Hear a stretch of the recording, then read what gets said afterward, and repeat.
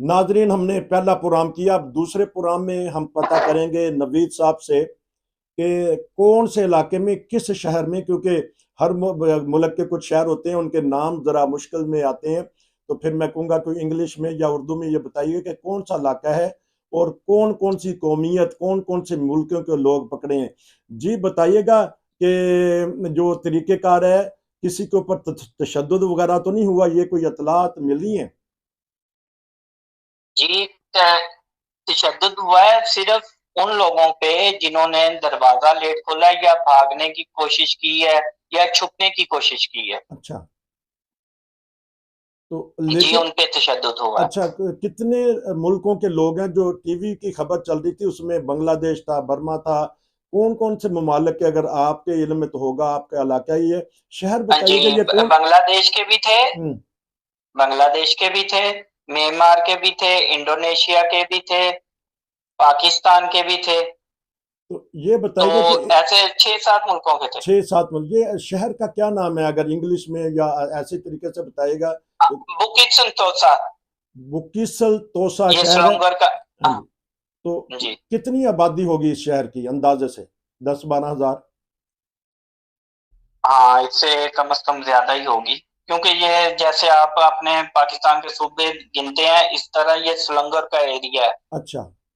इसमें काफी, हाँ, इसमें एक छोटा सा शहर है, शहर है बुकिट संतोषा। अच्छा, क्योंकि ये हर उस मुल्क के कानून के मुताबिक वो किसी के भी कागजात चेक कर सकते हैं। तो ये जो सी पुलिस है, कि वहाँ जो आपके इलाके की पुलिस है वो थी या कोई बाहर से आए थे लोग?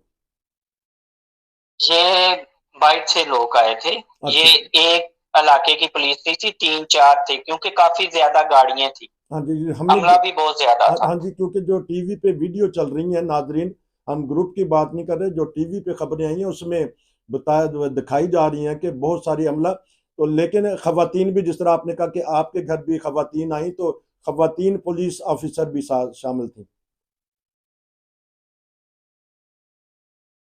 जी, आवाज, हाँ जी, आवाज आ रही है? हाँ जी, जी जी आ रही है। हाँ जी, खवातीन पुलिस ऑफिसर भी शामिल थी। हाँ जी, बिल्कुल, ये शामिल थी कि जिनका, जब ये किसी घर में दाखिल होती थी तो खवातीन लाजमी, क्योंकि सब फैमिली वाले भी इधर में हैं, हम्म। सिंगल आदमी भी हैं, अच्छा। तो लेडीज वो साथ रखते हैं। जब भी इमिग्रेशन जाती है किसी के घरों में या फ्लैट में या किसी भी एरिया में जाती हैं, तो खवातीन अब जो होती हैं वो उनके बिल्कुल लाजमी साथ होती हैं। तो इस प्रोग्राम में इस हिस्से में बताइएगा कि बहुत सारे मुल्कों के लोग, क्योंकि कानूनी तौर पे वो असाइलम ले सकते हैं मलेशिया में। तो जब ये ऑनलाइन इन्होंने कब से इंदराज कर दिया है कि आप आए इंदराज कराएं, तो हालांकि इनको तो दफातर बने होते हैं, कैंप बने होते हैं, वहां जाके आप अपनी दरख्वास्त देते हैं सियासी पनाह की। तो इस बारे में बताइएगा कि इसमें फिर क्या गलती करते हैं आने वाले।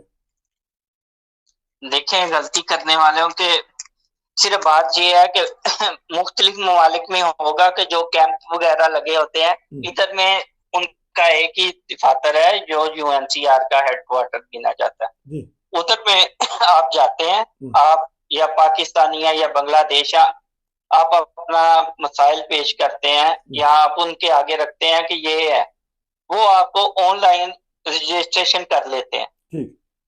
वो आपके मोबाइल में आपका डेटा आ जाता है। ठीक। तो मेरी जितने भी दोस्त आने वाले हैं या जो नए आए हैं, उनसे यही रिक्वेस्ट है कि आप वो डेटा प्रिंट निकलवा के अपने पास रखें। लेकिन वो कार्ड तो ना हुआ, वो तो कुछ वक्त भी वो। वो कार्ड नहीं, वो ऑनलाइन जो नए आ रहे हैं जी। तो उनको ऑनलाइन मिलता है। उनके ऊपर डेट मिलती है कि हम आपको कॉल करेंगे, इंटरव्यू तफसीलन जिसके कहते हैं उसके लिए। तो किसी उस वक्त। उसके बाद आपको लेटर इशू होता है, ठीक। तो पिक्चर लेटर। ठीक। उसके बाद प्रोसीजर होता है, जो यूएनसीआर का कार्ड मिलता है, ठीक। जिसमें आपको रिफ्यूजी डिक्लेयर करते हैं। ठीक। तो उतनी देर तक आप मुहाजिर नहीं है जब तक कि आपको कार्ड नहीं मिला।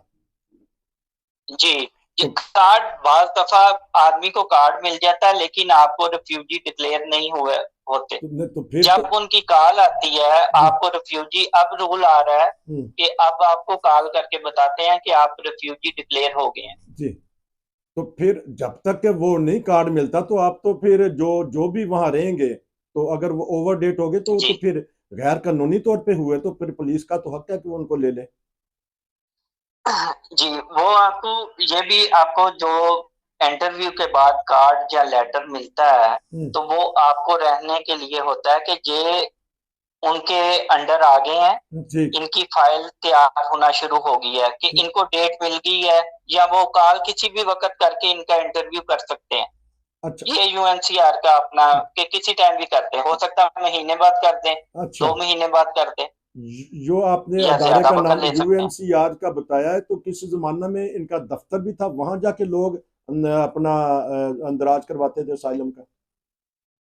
हाँ जी, तो अब बिल्कुल इनका। बंद हाँ, बंद क्यों हो गया है ये अ, दफ्तर? देखिए बाज दफा बहुत सारे ये सिर्फ पाकिस्तानी नहीं आ रहे, जी बहुत सारे मुल्कों के आ रहे हैं। जी। तो जब ज्यादा हो जाता है, उनके पास कोटा ज्यादा हो जाता है, तो फिर वो रोक देते हैं, यूएनसीआर बंद कर देते हैं कि भाई अभी आप वेट करें। ठीक। तो अच्छा, अब आखिर वो में फिर उस अच्छा, इस प्रोग्राम के आखिर में मैं एक सवाल कर लूं, फिर हो सकेगा तो फिर दूसरा भी करेंगे कि सवाल निकल गया। अब जब आपका वहां से केस पास हो जाता है, आपकी प्रोटोकॉल हो जाती है, तो रीसेटलमेंट का इंतजाम करती है यूएनओ या जो भी इदारा। रीसेटलमेंट हो रही है, कोई सुना है आजकल कोरोना के बाद? हाँ जी, बहुत सारे रिसेटलमेंट हुई है, हम्म, और बहुत सारी फैमिली मुख्तलिफ ममालिक में पहुंच गई है। अच्छा, लेकिन उनका मेरे क्या तरीका, अजीज दोस्त भी बहुत सारे चले गए हैं। वो स्पॉन्सर उन्होंने किया उन मुल्कों ने, या ये उनका कानूनी हक था कि वो किसी और मुल्क में जा सकते हैं? ये कानूनी हक था स्पॉन्सर वाले, वो एक लहदा इशू आ जाता है कि वो रिफ्यूजी डिक्लेयर है, उनका स्पॉन्सर हो जाता है। ठीक है। लेकिन जो यूएनसीआर अपने थ्रू भेजती है, हम्म, उसमें आप सिर्फ ये कह सकते हैं कि भाई हमें इधर से निकालें, हम्म, जिधर में भी आप बेहतर समझ हमें उधर में भेज दें। अच्छा। तो बहुत सारी फैमिली जानने वाले अजीज दोस्त मुख्तलिफ ममालिक में गए हैं। अच्छा, वो फिर चॉइस खुद बंदा करता है कि मुझे इसमें भेजें, या फिर वो जो उन्होंने महकमा ने कह दिया जो अक़वाम मुत्तहिदा के, उस वहां जाना पड़ेगा? देखें, सबसे अच्छी बात तो ये है कि आप अपनी चॉइस ना दे। बाज का एक फलां मुल्क के लिए आप बोल देते हैं, मेरे उधर रिलेटिव या अजीज वगैरह हैं, हम्म, उधर उधर से आपको उनको मिलता है, ठीक। आपको फिर वेटिंग लिस्ट में लगा दिया जाता है। ठीक। इसलिए जिधर में उनको पता होता है कि इधर से हमसे आदमी मांगे हैं उन्होंने, ठीक। इतने हमने भेजने हैं, तो, तो वो फिर आप मुश्किल में खुद फंसते हैं अपना बता के, कि मैं जी फलां मुल्क में जाना चाहता अच्छा, ये हूं, उस वक्त बताएगा वो अवेलेबल आ, ना हो। आखिर में ये बता दीजिएगा, क्योंकि ये 2 मिनट रह गए हैं, कि जो अखराजात हैं वो कौन बर्दाश्त करता है? ये सब यूएनसीआर बर्दाश्त करती यू है। यूएनसीआर तमाम मेडिकल तमाम अखराजात वो वहां तक पहुंचाने के लिए देगा? हाँ, पहुंचाने के लिए, उधर पहुंचाने के लिए सब, ये सब यूएनसीआर करती है। और ये इसमें फैमिलीज हैं या सिंगल भी जा रहे हैं लोग? ज्यादा इंफॉर्मेशन है कि फैमिली वाले जा रहे हैं। अच्छा, फैमिली वाले उनको फिर वो मुकम्मल जाके भेजते हैं। और ये बताइएगा कि हाँ जी। आखिरी चंद लम्हात रह गए हैं, कि कितना अरसा बाद ये किस्मत पे है, जद्दोजहद पे है, कितनी देर बाद रीसेटलमेंट हो जाती है?